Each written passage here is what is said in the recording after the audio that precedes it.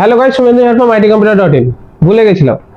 তো এই ভিডিওটা আমাদের সমস্ত আইটি কম্পিউটারের যত কাস্টমার এখন অবধি আছেন তাদের জন্য, প্লাস যারা আসবেন আগামী তাদের জন্য।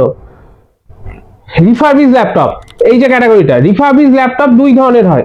একটা যেটা ফ্লিপকার্ট কিংবা অ্যামাজন থেকে আসছে, ওটা নর্মালি কি হয়, কোম্পানি সার্টিফাইড সার্ভিস সেন্টার থেকে যে মাইনর কোনো ইস্যুস থাকছে, ভাবেন 3.5 জ্যাকটার কোনো ইস্যু থাকলো, কিংবা ভাবুন ডিভিডি রাইটারটার কোনো ইস্যু থাকলো, কিংবা মাইনর যেটা ইস্যু যেখানে মাদারবোর্ড রিপেয়ার মানে ম্যাক্সিমাম হয় না, তো এই টাইপের যে ল্যাপটপগুলো থাকে সেগুলো মাইনর যে প্রবলেমটা থাকে সেই প্রবলেমটাকে ফিক্স করে আবার ওটা আফটার সেলসের জন্য মার্কেটে চলে আসে। এটা হয় এক ধরনের রিফারবিশ ল্যাপটপ, যেটা আপনাদেরকে এতদিন বোঝানো হয়েছে।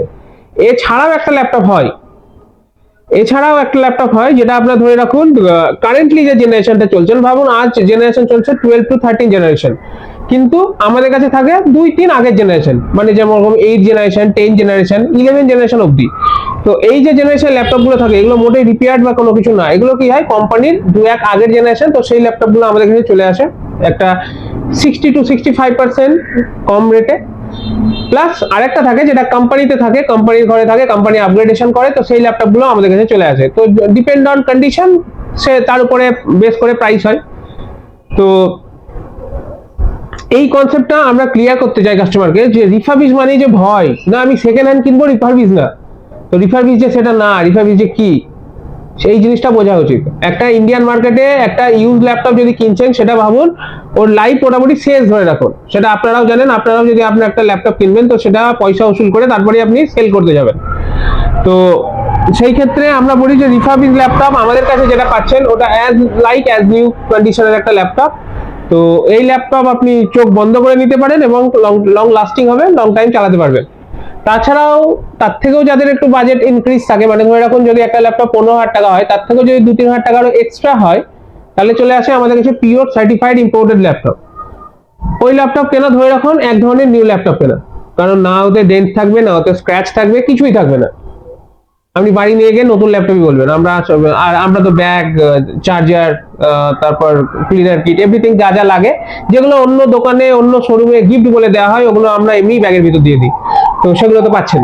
তো আশা করি এখনকার যুগে আমাদের কাছে যেরকম ল্যাপটপ অ্যাভেলেবেল আছে, তো শুধু শুধু ওই নতুন ল্যাপটপ কিনে পয়সা খরচ করার মানে নেই। আমাদের কাছে আসা মানে এরকম না যে আপনার কাছে টাকা নেই বলে আপনি আসছেন।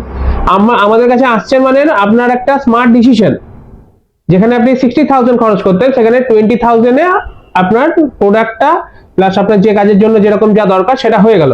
বাকি টাকা আপনি ইনভেস্টমেন্ট করুন, বাকি টাকা আপনার হাতে, আপনি যা ইচ্ছা করুন। তো সেটা একদমই না যে একটা সেকেন্ড হ্যান্ড ল্যাপটপে ঢুকছেন বা একটা রিফারবিশ ল্যাপটপে ঢুকছেন মানে যে আপনার টাকার সমস্যার জন্য ঢুকছেন, একদম না। স্মার্ট ডিসিশন, এটাই হলো ব্যাপার। তো refurbish laptop, certified laptop, imported laptop, তো যে কোনো রকম ল্যাপটপ আমরা বলবো, যখন আপনি ল্যাপটপ কেনার প্রিপারেশন নিচ্ছেন, সেটা ইউজড হোক কি নিউ, একবার আমাদের দোকান ভিজিট করে নিন। আপনার কাছে অনেক অপশন তো আছে, একবার ভিজিট করে দেখে যান ব্যাপারটা কি, তারপর ভাবা যাবে।